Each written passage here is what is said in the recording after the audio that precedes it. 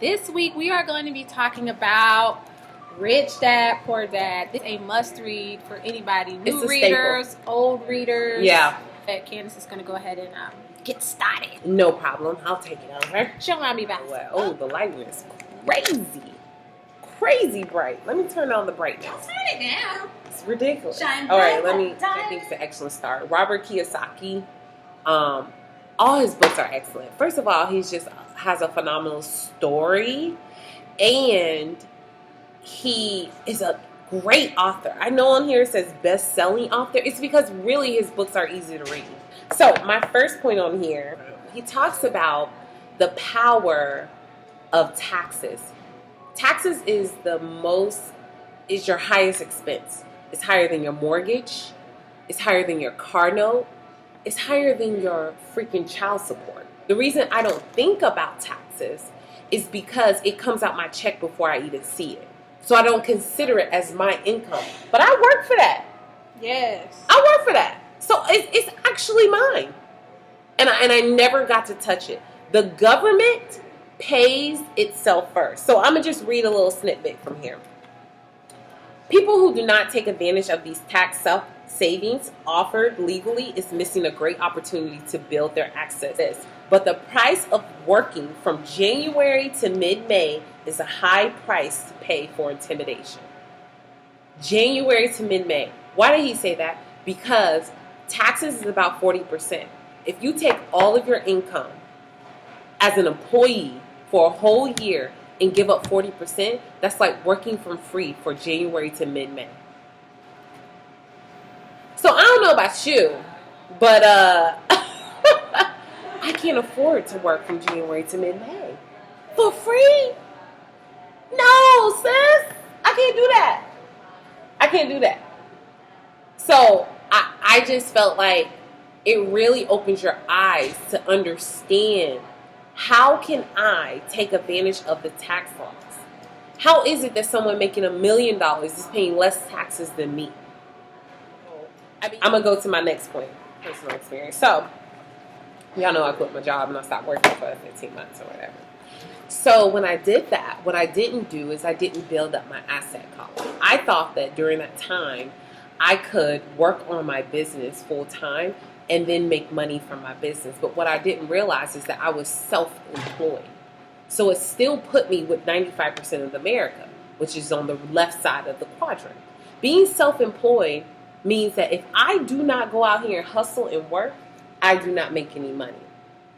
The difference between me, a business owner, and an investor is that whether they sleep, eat, die, money is still coming into their bank account. They could be dead and money is still coming into their bank account. So then how do we get there? But you got to read the book, find out. You definitely have to read the book to find out. All right, what are your 2 points?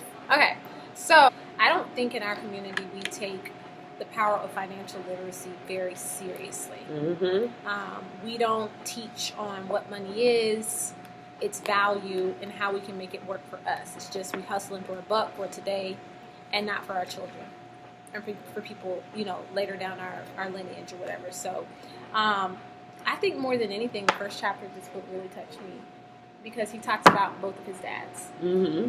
And he talks about his rich dad, and he talks about his poor dad, and he talks about their differences and what made them different. Not that his poor dad was less of a worker or he didn't work as hard as his rich dad, but his rich dad just worked smarter. Yep. Than his poor dad. So I'm going to really encourage you to just read that first chapter. I got to encourage you to read the whole book. No, you're going to read the whole book. But what I'm saying is, if you read that first chapter, you're going to want to read the whole book. Yeah, that's for sure. Because you're going to learn and you're going to see the difference. And just knowing that working hard is not always working smart. So there's some things in this book that you're going to learn that are going to fine-tune what skills you already have. Let me just say one thing. Go ahead. His poor dad was his biological father. Mm-hmm. And he's the one who worked hard. But the crazy thing is, he was actually very school smart. He had PhD. He was a superintendent or head of education of the whole state of Hawaii. His poor dad had a high school diploma. Yeah. I don't even think he had a high school diploma. I think he dropped out of school. Yeah. He did. He didn't have very much education. Well, I wouldn't say he doesn't have education. He didn't have very much formal education. Yes. But he had the tools and the skills he needed to be very successful and obtain lots of money. So, which I think is interesting, because what society considers smart is someone who has a PhD. You automatically think, man, they're smart. Well, but they didn't work smart. They worked hard. Well, and see, that's the difference between being smart and being intelligent. Being a smart person just means you have the ability to retain information that's in a book, and it's not it doesn't come necessarily natural for you. Someone can learn smartness, but you can't really learn intelligence. That's just something that's just naturally given, in my opinion, anyway. All right, so my next point is this. I'm going to have to look these two words up. Look them up. Look them up. Look them up. Look them up. Look them up. I'm looking them up right now. Look them up. All right, so my next point is overcoming obstacles. Obstacles are probably it is one of our biggest hurdles when it comes to anything. The fear of failure, I think, stops people from doing most of the things that they probably could accomplish if they just weren't scared to fail. Something that stuck out to me was this particular chapter, which is chapter 8 in the book. And I'm just going to read like a slight snippet. Yeah. I like snippets. You like snippets? I do. I like snippets. All right. Okay. So we talked about asset columns earlier, which you guys will learn more about when you read the book. So if you hear that terminology, that's what we're referring to. Asset columns that could free them to live the life they dream of instead of working full-time just to pay bills. The 5 reasons are blah, blah, blah, blah. Hold on, wait. There are 5 main reasons why a financially literate person may still not develop the abundant asset columns. Asset columns that can produce large sums of cash flow. And then we go on to them. The 5 reasons are fear, cynicism, laziness, your lazy ass, bad habits, that's the truth, arrogance. Oh man, arrogance. You have to overcome the fear of losing money, because when you invest in something, it is an investment. I just gotta speak to this. Money is not the most important thing to lose. Like, I'm okay with losing money. Me too. My time, that's what I'm not okay with losing. I can never get time back. I can go make some money. But even with bad investments, for me, the experience and what you learn from that. Thank you. If it's a good investment, even if you lose money, I feel like you learn so much from it. Even if it's a bad investment, you learn from it. You learn that now that type of investment is bad. It's bad, or at least it's bad for you. Yes, or you didn't do your due diligence. The way you went into the investment was bad. Research is so important. There's something about it that didn't work, and you have to find that lesson. Yeah. Yeah. So if you learn something from, so let me give you an example. If you put your money in a 401k, you're basically saying that someone else who you have no idea who you are, you're going to assume they're a professional, but really they're an employee, just like you're an employee. They just happen to be an employee for investments. That's going to invest your money for you. You're going to hope that they truly are the professionals, good professionals, and that you have money when you retire. Yeah. Right? Right. Yes. When do you ever walk in somewhere and pay for a service, because that's a service they're giving you, and not know how much it costs you? You have no idea how much your 401k costs you a year for someone else to invest your money. They're going to get their money no matter what, every month. You may not get nothing when it's time to take it out. And if you take it out early, we're going to fine you. Penalized. Okay, let me talk to y'all about laziness and bad habits, because we've talked to you guys about procrastination when it came to Charlemagne the God's book, PYP. Procrastination and laziness. Y'all got to get out of that. I had to get out of it. It was a problem for me. Because it's just like, sometimes when you feel like you're super smart, you can become lazy. Because you feel like you don't have to work as hard as the average person. You feel as if, I felt as if, they just working hard because they stupid. I'm not finna do this shit. I don't feel like that. Well, I did. And it just didn't make sense for me. But it's not even about working hard, it's just working smart and being strategic, right? So just because you may not have the same methods as another person doesn't mean that you have to do less work. This is the one I hate. Practice makes perfect.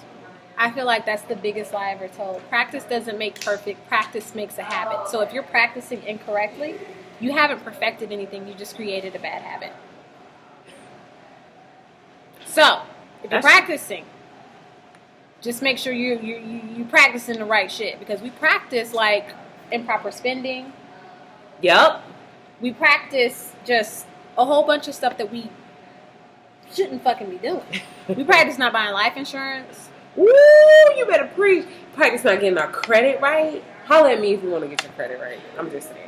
And that's not perfection. That's a bad habit. Practice does not make perfect. Practice makes a habit. You have to practice perfectly in order to get perfection, not just practice. All practice ain't perfect. That's okay? true. Get that shit together. Arrogance goes hand in hand with pride for me. And wise man once told me, pride done killed more in words than crack. Okay? Pride can kill you. Arrogance can kill you. Is it low? Turn the lights down low. Anyways, pride and arrogance can literally be to your detriment. Yeah. For sure. If you are too prideful or too arrogant to say you need help. Yeah, for sure. If you are too prideful and too arrogant to, not even if you don't want to ask for help, to seek help. You're not hurting nobody else. That's to your own detriment. Yeah. Because there's something that we all don't know. Smart people ask a lot of questions. Smart people are always the dumbest people in the room. Yes. Asking nosy as fuck. Asking 59 fucking questions. Just don't be afraid of appearing stupid in front of a room of people, because ultimately those people who you're afraid of looking stupid in front of have no bearing on your future success. And they're meaningful outside of that classroom or that room. Ooh. I'm going to give y'all an example of arrogance. Let me hear it. So my brother and I started a business called Journey Pillow. Check it out. It's a travel product. And when we first started, we didn't know where to begin. So those of you who are starting a business who want to create a product, we were just in your same shoes. So we got in contact with some people who knew a prototyper. So the prototypers got us in contact with someone who could create our prototype for us. So when we were starting that process, we were collecting quotes. But before you can talk to a prototyper, make sure you have them sign an NDA, which is a non-disclosure agreement. So I was sending out the NDA to one of the potential prototypers that we are. So I'm going to read you his email.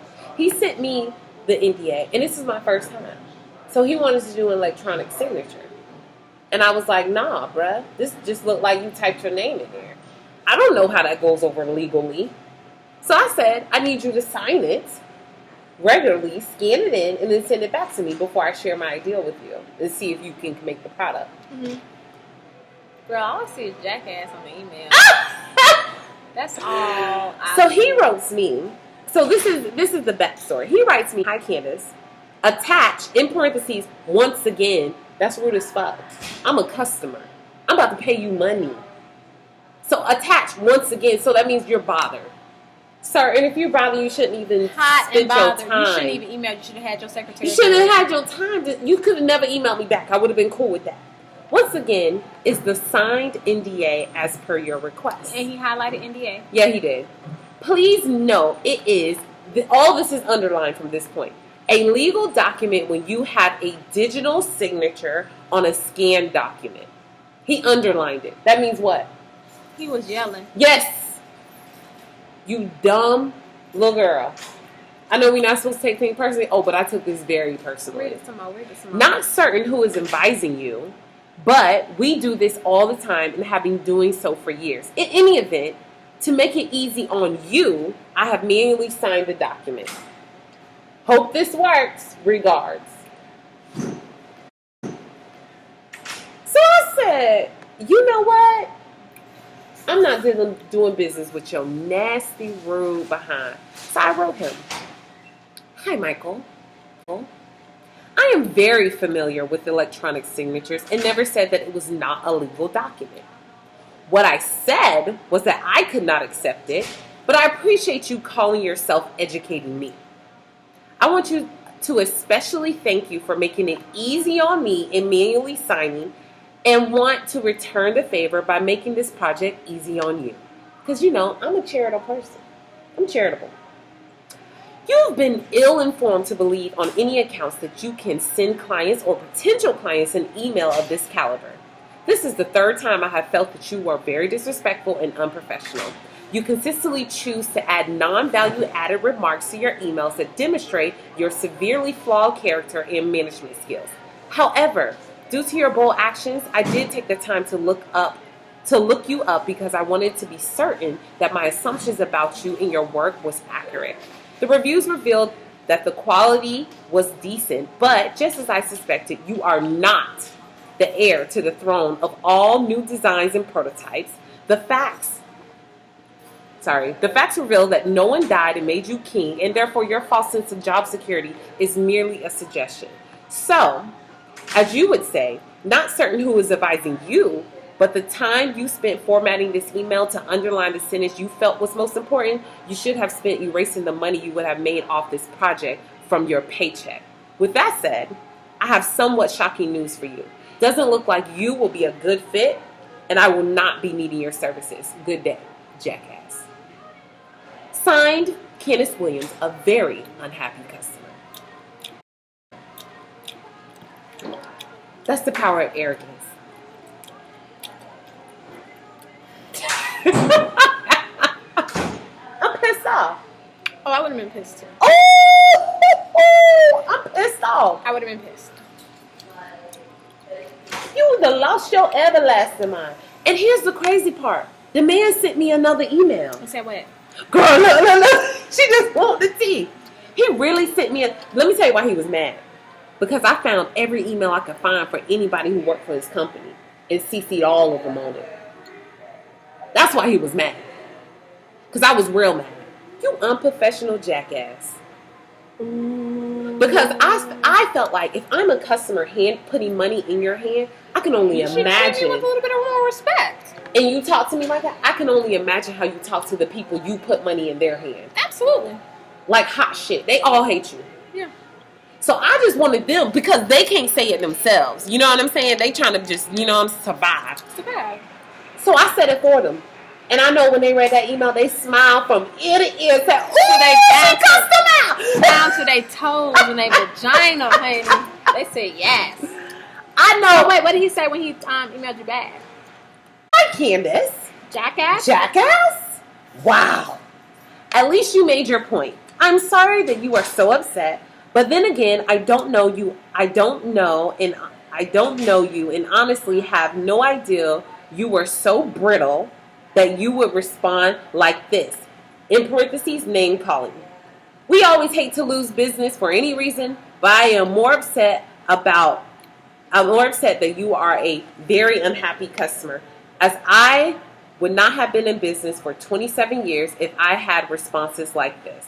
Too bad you did not take the time to know and work with Choices. That's the name of their company, by the way. Choices, don't work with them. Don't work with them. So you could truly say you were a customer. At this point, you are nothing more than an unhappy email inquiry, not, in capital letters, a customer. Good luck with your project, and I hope you find the right fit.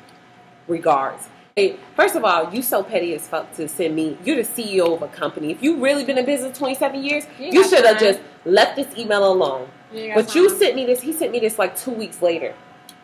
2 weeks later. And then let me tell you the funny part. He CC'd everybody I CC'd on it because he wanted to show his employees. Who's the boss? And I was sent back. Fuck you, bitch. And your mama too. No, because you so petty to even send me something like that. I would have CC'd all of them and sent you the back. Oh, bitch. Oh. I said, by that time I had moved on. You're using profanity? How uncivilized, you savage. How dare you use profanity? He's not addressing any other thing that you said in the email. Oh, he was very upset that I called myself a customer. Yeah. And you are nothing more than merely an unhappy email inquiry and not a customer. Ooh, you petty. So, Michael, guess what? You're right. I'm not a customer. And will never be one. Never. You will never get my coinage. And it just so happens, rich dad, poor dad, because of your arrogance, you will continue to work for another 27 years. And your wife because you never built up your guy. asset column. And you don't. No. We don't hope that for you. We hope you get it together. We hope by now you've realized the error in your way, and we hope that you've gotten it together and aligned your chakras, and we hope that you are living a more positive life and that you're spewing positivity onto others. That way you can live better and well. I hope you send me an email apologizing, then I can hope the same thing for you. She didn't read the 4 agreements.